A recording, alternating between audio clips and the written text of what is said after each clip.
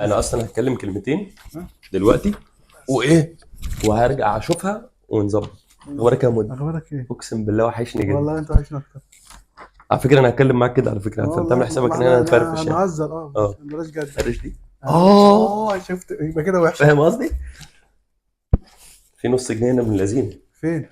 اه هنعمل بيت بالله والله وشك وش السعد. وانت وش الخير. اقسم بالله. روح يوم نتكلم. الماتش يوم الماتش والله انت قعدت ايه وانت قاعد في الاستاد بتعمل لي كده؟ اعمل لك كده تلات لسه لسه تلات لسه تلات. وقلت لك ايه؟ دي حقيقه. قلت لك صور التالت جاي. اه دي حقيقه. ده لا انا كده انا صورت الثلاث اجوان والله العظيم توفيق من عند ربنا صدفه اقسم بالله. ان احنا لو لو ما كنا شفتش خش ارجع اتفرج شوف. بقى على الفلوج، اقسم بالله هتلاقينا الثلاث اجوان بص متصورين، والكوره بتاعت وسام اللي شاطها، والكوره بتاعت عبد القادر، كل حاجه كانت كل حاجه. دلعنا بقى لايك وشير وفعل الجرس والله الناس مضايقاني والله. واعمل في 75% من الناس اللي بتتفرج مش عامله سبسكرايب. ليه؟ اقسم بالله حاجه هحط تضايق. لك بصوره كابتن احمد شوبير ليه؟ ليه؟ ليه؟ او بصوره كابتن احمد حسام ميدو ايوه اكرم. بص احنا طبعا احنا معانا محمد حلمي، تمام. الراجل ده كان معانا في كل الماتشات او كل الفيديوهات بتاعت الاهلي ومازيمبي تخصص محلي بس. العوده. الراجل ده الراجل ده قتيل محليات الصراحه. واي بص هتلاقي تساله في اي احصائيه تلاقيه على طول معانا الصراحه. وشه كان وش السعد الصراحه في الماتش اللي فات، فقلت يا رب يعني ايه نبقى مع بعض ان شاء الله، وان شاء الله تبقى دي ال 12 يعني، إن شاء وربنا الله. يكرم ويبقى وش الخير برضه ان شاء الله في ان الماتش شاء ده. ان شاء الله. بس شايف ايه في اللي جاي ده؟ شايف كل خير ان شاء الله.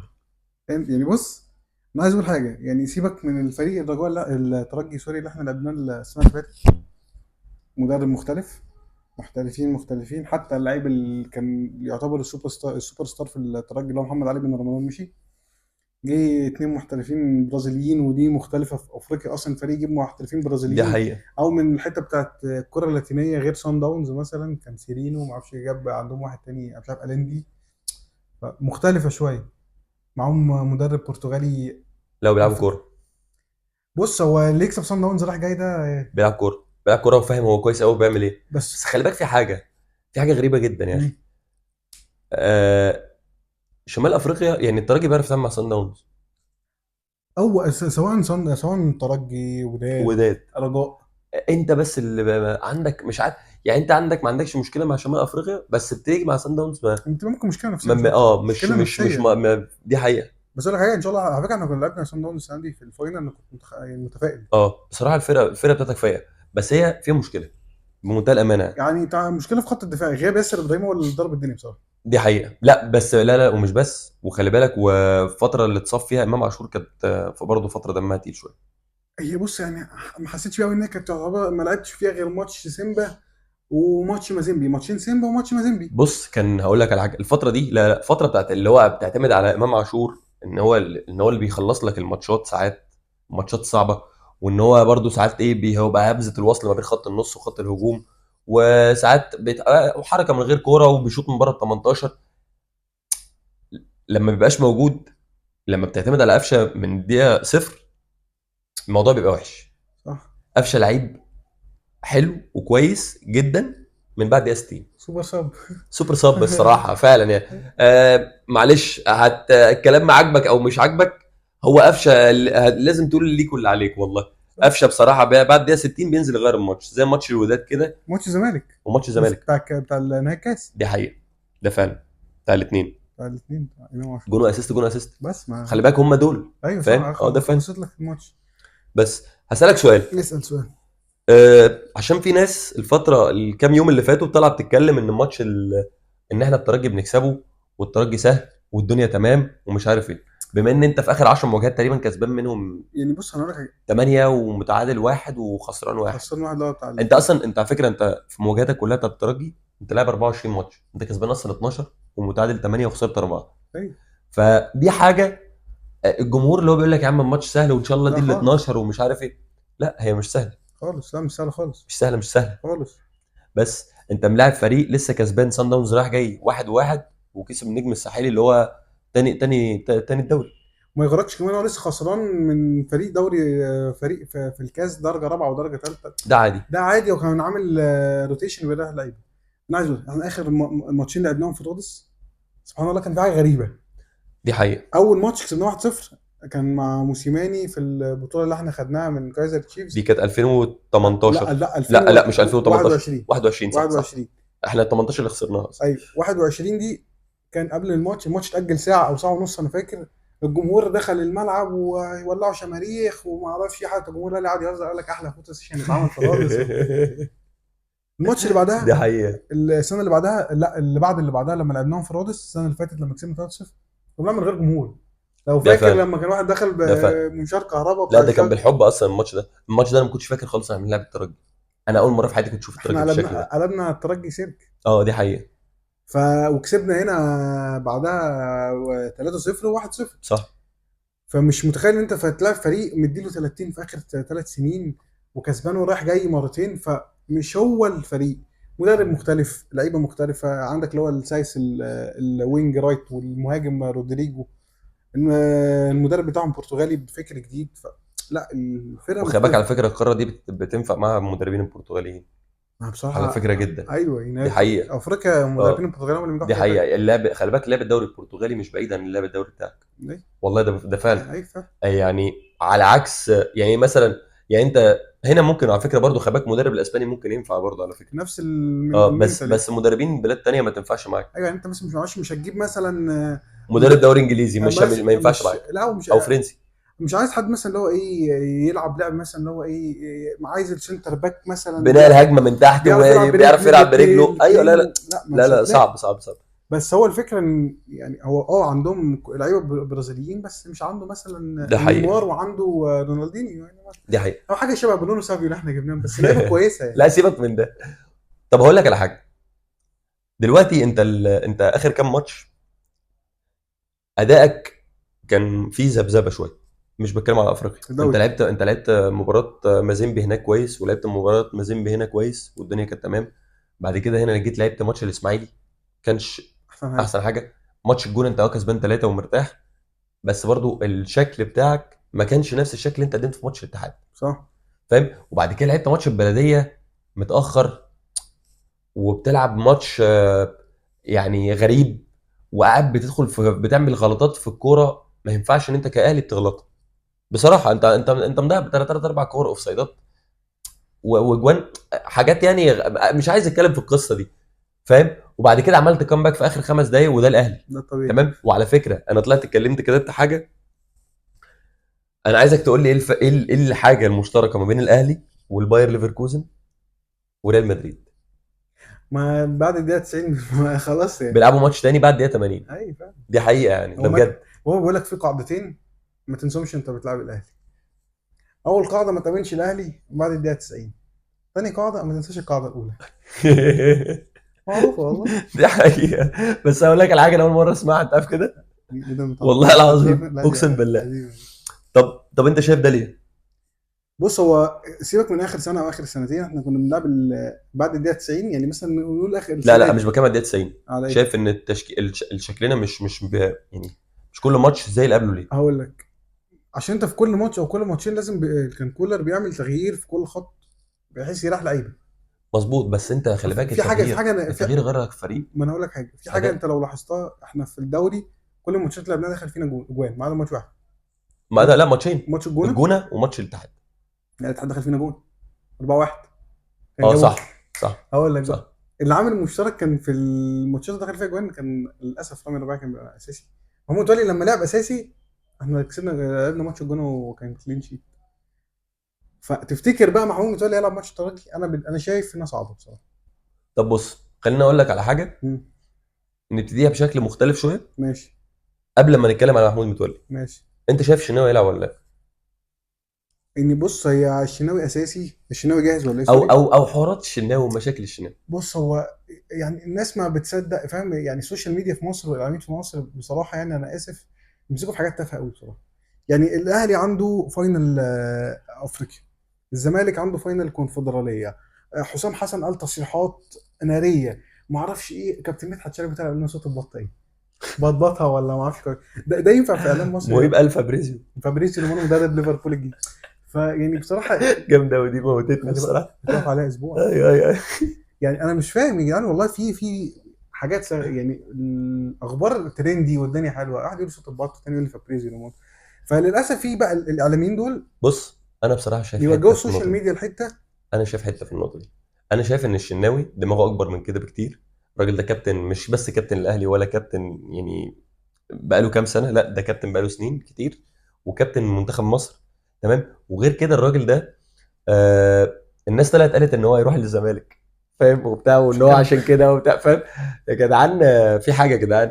اللعيبه دي اللي موجوده في الملعب بتاع الاهلي طب ده واخده درس وفاهمه يعني طب ايه ان انت هقطع تكون بتلعب في الاهلي، تمام، عن اي فريق تاني، الا هقطعك لو انت معلش. بقى وانت في مرحله الهبوط ممكن تروح فرقه تانيه. كابتن محمد الشناوي اللي الاهلي نزل له بيان شكر السنه اللي فاتت ان هو رفض عرض من النصر دي السعودي، حقيقه. الراجل ده كان راح يلعب مع رونالدو. وعروض كل سنه من الخليج بارقام، ورفض عرض من بيراميدز كان مش عارف 2 مليون دولار في الموسم. اروح الزمالك يا جدعان، يا جدعان فكوا القيد يا جدعان، والله الزمالك موقف من القيد يا جدعان. دي حقيقه. انا بصراحه شايف ان الشناوي راجل محترم، والراجل الصراحه يعني الراجل عامل ستوريز الصراحه لاوفا وقاعد حتى بيتكلم عليه كابتن احمد شوبير قال لك، وهو هيديله دفعه. مصطفى شوبير بيعتبر كابتن محمد الشناوي مثله الاعلى، في اكتر من كده؟ لا. بس وغير كده هو بصراحه انا بقول لك هو لا مدي دفعه للشناوي يعني لشوبير. هو فهم الاثنين بيفوقوا هو بعض. الراجل عارف ان هو فورمه، فيعني هو لو فورمه انا هخرجه والعب انا. بص، مش فاهم. طب ما ثانيه واحدة. ما يكون عندك كورتوا طب ما كورتوا ولونن. بس. لونن عادي، ما هو لعب الماتش ما بتاع البايرن وكورتوا كان موجود على الدكه. ايوه عادي. بس كورتوا لعب لما كان في ماتش سهل والدوري خلاص والدوري خلصان خلص، والدنيا بالحب، فاهم. النهائي. مين اللي يلعب؟ لا لون. مستحيل، مستحيل يبقى كورتوا، ما لون ينفعش يبقى كورتوا. ما ينفعش. اصل انت الراجل ده انت بتكرمه بان هو يبقى موجود في ماتش زي ده، فاهم. والطبيعي بقى يعني انت حارس المرمى، فاهم. الكابتن ده هيروح رافع ايده، رافع ايد الراجل، فاهم، ويقول له انت اللي جبت البطوله. وعلى فكره الناس تفتكر لك انت اللي عملت الحركه دي، ان انت كده قائد، انت كده كابتن، فاهم. مش بس الشناوي عملها مع مصطفى شوبير السنه اللي فاتت لما كسبنا الوداد بسالك سؤال اتاخرنا. بقى، لو انت الشناوي مش هيلعب، هيبقى محمود متولي هيلعب لا مكان رامي مستحيل، ربيعه وما يبقاش مستحيل. عندك كابتن، لا والكابتن مستحيل. بتاعك محمد الدهاني. لا انا بقول، انا بقول وجهه نظر، بس هي مستحيل. انا عارف انها مش هتحصل، فاهم. انا بقول هي دي في الفكره. لعيب جالك من بره بس انا عايزين نرجع برضو لفرقه الترجي. يعني الفرقه الترجي هي مختلفه عن اللي احنا لعبناها السنين اللي فاتت، يمكن بالذات عن السنه اللي فاتت تحديدا. هو يمكن خط الدفاع زي ما هو، نص الملعب حصل فيه تغييرات كتير، وخط الهجوم حصل فيه تغييرات دي كتير. حقيقه. عندهم بقى حاجه خرافيه. امان الله ماميتش الجول كيبر، 20 سنه، لعب معاهم حوالي كذا ماتش، في عمل 10 كلين شيت، دي انا متاكد منها. هو خد ماتش الهلال لما دخل فيهم 3 اجوان، ما دخلوش فيهم اجوان تاني. يعني انت بتتكلم فريق حوالي دخل فيه 3 4 اجوان في البطوله، وفريق دخل فيه جون واحد بس فاينل، فاهم يعني. بس بقول لك ايه، انت شفت كنت نزلت فيديو صغير كده، شفت الدوري بتاعهم عامل ازاي؟ انا اول مره اه اخد بالي ما دول لا، بيلعبوا مجموعتين، مجموعتين 8 و8، و... فاهم، واللي يكسب ثلاثه من هنا والبطوله والثلاثه من هنا الاولانيين ليها والثلاثه من هنا قصه الاولانيين غريبه. يروحوا يلعبوا في مجموعه في مجموعه مجموعه تانية، تانية. ده ايه يا جماعه ده؟ ده ايه يا جماعه ده؟ واللي كسب كده بقى خلاص خلاص انت كده خدت الدوري. انت عارف هو كام موفر كام ماتش؟ بتاع 6 ماتشات ده. كتير مثلا. 6 ماتشات. هي خلاص بيلعب 24 بدل بيلعب انت 30. اصلا الكاف اصلا بيعمل لك حاجات غريبه اصلا اقسم في. بالله انا كنت عارف، انا كنت حزين على الدوري المصري، لقيت لا في دوريات تانية يا جدعان. لا يا جدعان شوفوا يا جدعان الامثله اللي موجوده بره، طب هتعرف ان الدوري المصري ده بغض النظر ان هو كده كده يعني مش احسن حاجه برضه، فاهم. بس في فرق بتلعب 6 وفرق بتلعب 13. لا بس يا جدعان في دوري تاني بيلعبوه مجموعات. ايوه، هتلاقي الحاج عامل حسين قاعد بره والقلم، تلاقي الشيشه في بقه، بيلعبوا. حجر المعسل موجود، ظبط الدنيا. طب اسالك سؤال اوت اوف ذا بوكس، قول لي. الدوري السنه دي شايفه يكمل ولا لا؟ بص بامانه يعني، مم. هو الطبيعي عشان نخلص من القصه دي، هو المفروض ان الدوري ده كان يتلعب من دور واحد. الدور واحد وشكرا. دور واحد وخلص الدوري على اخر 5، فاهم، او اول 6. ويلا يا جدعان هنروح ايه، ان شاء الله استعدوا عشان خاطر بقى عارف الانتقالات، سوق الانتقالات يبقى مظبوط، ايوه انت، فاهم، وتلعب دوري مظبوط وتلعب دوري طبيعي. انا مش عارف ايه الدوري اللي بيخلص في اول 8 وفي اخر 7 وحاجات غريبه دي. يعني انت عندك لعيب محترف عايز تسوق لا له، انت حضرتك الدوري الانجليزي حضرتك بيبتدي في اول اسبوع في 8، مم. يعني انت فاهم. وانت حضرتك بتقفل الموسم معاه. نحن نختلف عن الاخرين. آه بصراحه يعني، وحتى اللعيبه حتى ما بتستريحش، يعني ما تعرفش اللعيبه هي لعيب بتستريح امتى. بتاخد اجازه اللعيبه شهر. بتستريح، اللعيبه بتستريح وهي بتلعب بطوله افريقيا. اي فعلا والله. ايه يا جدعان ده يا جدعان ده؟ ايه ده؟ لا طب غريبه بصراحه. نرجع لمرجوعان. التشكيل. التشكيله، انت يعني بص قول اللعيب وانا اقول لك اتفق معاك ولا لا. اوف. اساسي. على اليمين هاني. اساسي. رامي ربيعه وعبد المنعم. ماشي مفيش اختلاف. علي معلول. اكيد. في النص اكرم توفيق، مروان عطيه، وامام عاشور. انا عايز اقول لك حاجه بس قبل ما نكمل التشكيل. نص الملعب بتاعنا ونص الملعب بتاعهم، تشوف ثلاثه بيلعبوا يعني ثلاثه قدام ثلاثه. الثلاثه ما شاء الله، ما يعني اه السته ورك ريت بتاعهم جبار، لعيبه ما اه بتهمتش يعني. او الثلاثه اصلا بتوع الترجي، تحسهم هم ثلاثه كده بروفايل اكرم توفيق، عارف اللي هو الجري انت عارف والخبط. الماتش ده، مم. انت عارف الماتش ده كان محتاج واحد زي عمر كمال. انا كان نفسي كان بتضايق نفسي ان هو يبقى بتضايق والله. موجود في بصراحه يعني. اكتر حاجه محزنه موضوع الكونفدراليه اللي هو لعب فيها دي، والله العظيم ما بتضايق عارف. والله بتضايق. الراجل ده لو كان موجود كان هيلعب لك الرابع بتاع معاهم، يعني باك رايت بيضم الخط النص، ويبقى ساعتها المعركه بتاعت خط النص دي تبقى 4-3 تكسبها مرتاح، بس وكنت خلص دي القصه. حقيقه. بس هاني في دي، هاني عنده مشكله في التغطيه العكسيه، واحنا عارفين دي كويس قوي من زمان من ومن ايام من قديم الازل. فاهم؟ ومش 2015 هتتحل 16. يعني. هو لو عمل كده وسرح ثانيه لا خلاص ما هيتعمل ينفعش. عليه جول. ما حصل زي في ماتش الوداد السنه 2017 لما بن شرقي طلع وخطفها. صح صح. والوداد 2-0 الجون الثاني لما خسرناه، لما كانت هناك الجون الثاني مترجي بقى. مين الوينج رايت؟ لا الوينج رايت انا بالنسبه لي تاو كده كده، انا اساسي. حسين ولا والشمال رضا؟ انا بالنسبه لي رضا. انا شايف حسين. بص حسين الشحات هياخد له يعني، لو نزل من بعد دقيقه 60 بياخد له 3 4 دقايق بيدخل في الماتش. انما رضا سليم بتنزله الدقيقه 60، وعقبال ما يخش في بياخد الماتش. له بياخد له ساعه الا ربع ويبتدي ايوه يترجم ان ايوه هو في الماتش. صح. فاهم؟ والله بجد. يعني وعلى فكره ده عادي ده يعني. فاهم؟ طبيعي. عندك واحد زي قفشه بينزل مثلا من الدقيقه 60، تحس الراجل ان عارف هو ان هو لا انا بقالي قاعد ربع ساعه بلعب. قاري الملعب من هو على الدكه. ده حقيقه. ودي حاجه على فكره مش موجوده في ناس كتير بصراحه قدام. هو وسام مفيش غيره. بالنسبه لي انا نفسي يبقى وسام، بس انا عندي احساس ان هو هينزل بكهرباء. ما اعتقدش. هو عشان بدأ بكهربا ماتش البلديه، هو كان بيريح وسام. هو لو كان وسام في ماتش البلديه كنت اقول لك ممكن، لكن صعب ان كهربا لعب ماتش البلديه. وكهربا كان ماتش وحش في ماتش البلديه بصراحه، ده حاجات ما بصراحه اقدرش. دي حقيقه بصراحه. وكان والماتش وكان غلط ده وكان غلط شويه غلطات دمها تقيل. الماتش ده ما يستحملش. بقول لك ايه، الكره اوف سايد راح سجن. لا هو حتى نزل ستوري على انستجرام، قال له هو الراجل بيحب يعني قال له لما تبقى نازل وامك بتصلي وتعملها. بس انا بحبه على فكره جدا انا بحب الصراحه. كهربا جدا بصراحه. لعيب عامل حاله على بيلعب فكره. مع الفريق. راجل راجل عامل راجل الفريق. عامل حاله في اوضه اللبس. دي حقيقه. وفي حاجه انا يعني احصائيه كوميديه كده. كهربا لعب مع الاهلي 3 فاينل افريقيا، الحمد لله كسب الثلاثه. السنه الوحيده اللي ما كانش موجود فيها لما كان في تركيا في حطاي سبور باين، لعبنا الوداد وخسرنا. وان شاء الله باذن الله يبقى كهربا موجود ويبقى ربنا يا رب اربعه يكرم يا اربعه. رب وتبقى الرابعه ان شاء الله. على فكره انا اول مره اعرف المعلومه دي، ما كنتش مركز فيها الصراحه، ما كنتش انت عارف عارف انا الاحصائيه دي. بركز في احصائيات غريبه كده. حلوه منك يعني قوي. عندك موديست مثلا، اللعيب الوحيد اللي الاهلي اللي في الاهلي السنه دي اللي سجل بثلاث الوان التيشيرتات، الاحمر والاسود والجري. انت ليه تجيب المعلومه دي؟ اه والله قريتها على السوشيال ميديا كده. ده خلي بالك ده المنقذ بتاع الماتش بتاع البلديه. ده وتصدق ما قلت حدش يعرف لهم يتكلم ليه عليه. لا لا وهو لا لا. نازل؟ انا كنت حاسس ان كنت هو هيجيب والله جول. العظيم وانا كمان والله والله كنت عارف ان هو اللي هيعمل. هيك اساس. والله اصل الكوره ايه؟ اصل هي الكوره في سكريبتد ايه سكريبتد خلاص يا جدعان. بتروح لناس كده. دي حقيقة. عارف زي ماتش الكاس بتاع النهائي، نهائي الكاس، هو كله عارف ان الماتش ايه عشان امام يجيب عاشور جول. كده كده لازم يجيب جول. جول واسيست. فاهم؟ قام جون واسيست. فاهم؟ والتاني بقى بتاع القضيه، فاهم؟ بقت قفشه. قضيتي. خلاص. مفيش مشكله، الراجل قاعد بيجمع. توقعك للنتيجه؟ 2-0. انا احساسي واحد، بس ان شاء الله هيبقى اتنين. مين؟ انا احساسي هو تو هيجيب جون و... وسام او امام، يعني حد من الثلاثه دول هيجيب انا جون. بقول وسام وعبد المنعم. وانا اتمنى حاجه بالنبي عشان انا خدت بالي منها. انا مش هستحمل اوصل ضربات جزاء مع الفرقه دي بسبب تكنيك اللي بيشوف بيه وسام ابو علي ضربات الجزاء، ان انا مش هستحمل. والله بيشوف بتكنيك صح. انا مش هستحمل يا جدعان لا والله. انت اصلا لا ان شاء الله ربنا يكرم لا وما ان يبقاش شاء فيه ان شاء الله الله ضربه الماتش جزاء. البطوله تخلص منك. الناس تعمل لايك شير وسبسكرايب يا طب مود. هقول لكم حاجه حلوه قوي. توقع التشكيل والنتيجه في الكومنت، وصاحب التشكيله الصح او النتيجه الصح هيتحط في الفيديو الجاي. الكومنت بتاعه كده يطلع لذيذ كده في الفيديو الجاي.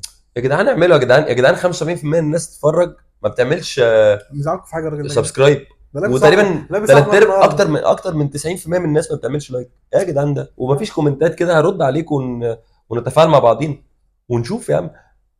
بقول لك ايه، الناس استغربت اول لما عرفت ان انا بشجع السيتي. اقسم بالله والله بس انا العظيم. قلت لك في التليفون واحنا اقسم بنتكلم في بالله مره. والله واحد بيقول لي هو في حد بيشجع السيتي وانت بتشجع السيتي من سنه كام؟ قلت له يا عم 2010 في إيه انا يا لسه عم جديد. مالك يا عم. بحبهم يا عم في مال. ال 12 ان ان شاء الله شاء الله نفسي. ان شاء والله الله بص كاتبها. والله بص كاتب ايه، بص نفسي في ال ال 12. 12 وان شاء الله. اقسم بالله نفسي فيها. ان شاء الله. وربنا يا رب يكرم وان شاء الله. وشوف الفلوج بتاع ماتش الاهلي ومازيمبي، كنت انا والراجل ده وكنا مصورين كل الاجوان، وان شاء الله انتظرنا ان شاء الله، يعني ربنا يكرم لما تذكرتي كده بس ايه نعرف نخطف لنا كده ايه تذكرتين كده ولا ثواني حاجه. والله، وانتوا معانا، انتوا مش الناس مش غريبه؟ فين الموبايل بتاعي؟ لا بعيد بمال بقى، هناك. بعيد بقى. كنت والله كل شويه بنعمل ريفريش عشان نشوف والله الحاجات بجد اللي ان شاء موجوده. الله، لا يعني ان شاء الله بس نعرف نجيب تذكرتين كده ونروح الماتش، وان شاء الله نعمل لكم فلوج جديد ان شاء الله، والاهلي هو بيرفع الكاس ان شاء ان الله، شاء الله. وان شاء الله يعني ربنا يكرمنا ونعرف نصور الاجوان كده صدفه زي ما صورناها الماتش اللي فات. وانتوا اهم حاجه لايك، شير، سبسكرايب، فعل زر الجرس. ايوه ده. عايز تعمل اي حاجه من الاربعه يبقى كتر خيرك، هتعمل الاربعه يبقى الف شكر بصراحه. لا ده يبقى كتر الف هتبقى الف الف شكر خيره. بصراحه. دي حقيقه. ولو عملت كومنت بالنتيجه او التشكيل صح، هتطلع في الفيديو الجاي الكومنت بتاعك. امل. يلا باي باي. باي. سلام. سلام.